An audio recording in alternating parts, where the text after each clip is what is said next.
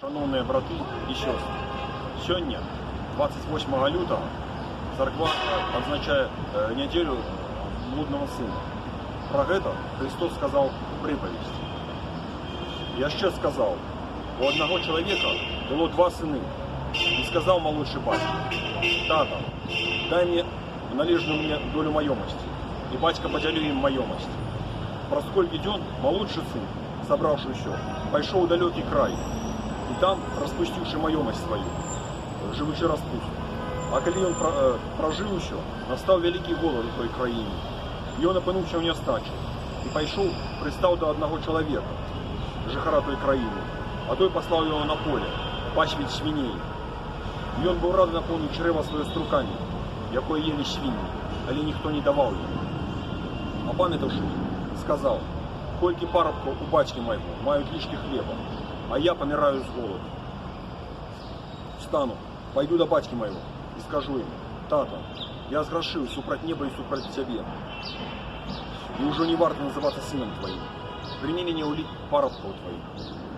Устал и пошел до батьки своего. И коли еще он был далеко, убачил его батька. Он умело жалился, побегши, упал ему на шею и поцеловал его. А сын сказал ему: «Тата, я сгрешил супроть неба и супроть тебе, и уже не варто называться сыном твоим». А батька сказал рабам своим: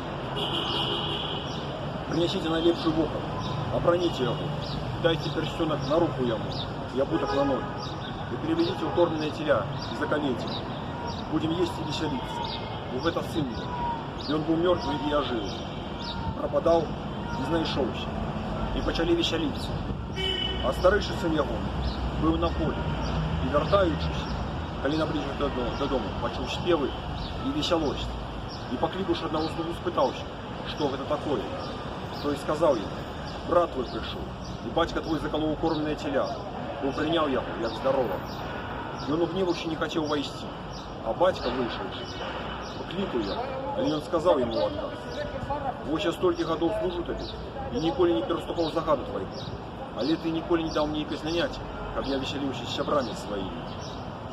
А коли сын твой возьмет, распустивший майомость свою с блудницей, пришел, ты заколол ему укормленные теля». А он ему сказал: «Сыне мой, ты завсёды со мной, и все мое есть твое». А с того треба было радоваться и веселиться, что брат твой этот был мертвый и ожил, пропадал и знайшовся. И в этой приповести Христос символично говорит о нас, як о детях Божих. Мы предстаем як тые сыны, а Господь як батько. Сенс приповести у тим, что мы бываем у житті робимо помилки, йдемо на неправильний шлях. Але Господь все бачить, Господь чекає нас, чекає нашого вертання. І коли ми щиро покаємося, то Господь, як шмат літостів, готовий прийняти нас до себе. Пам'ятайте, що Господь все бачить, і добре наше уші, і помилки. Я хотел бы подкреслить, что в этой приповести Христос закликає нас не покидать веры и правдивого шляху, славу Божию, як бы нас не спокушали приємності этого века. Так само з этой приповести, на прикладі старейшого брата, можна зробити вивод з Євангелія, що наше повсякденне життя може податися рутинним, неважно. Як той старейший брат, що він постійно все робить для батька, але той не дав йому ні казненять. Не може податися рутинним, неважно. Але Бог все бачить, навіть коли ми маленькими, повсякденними кроками йдемо наканованим нам Божим шляхом. І так само і шматликі білоруси зараз на батьківщині. Хтось розчарувався, хтось стомився у змаганні з режимом Антихриста.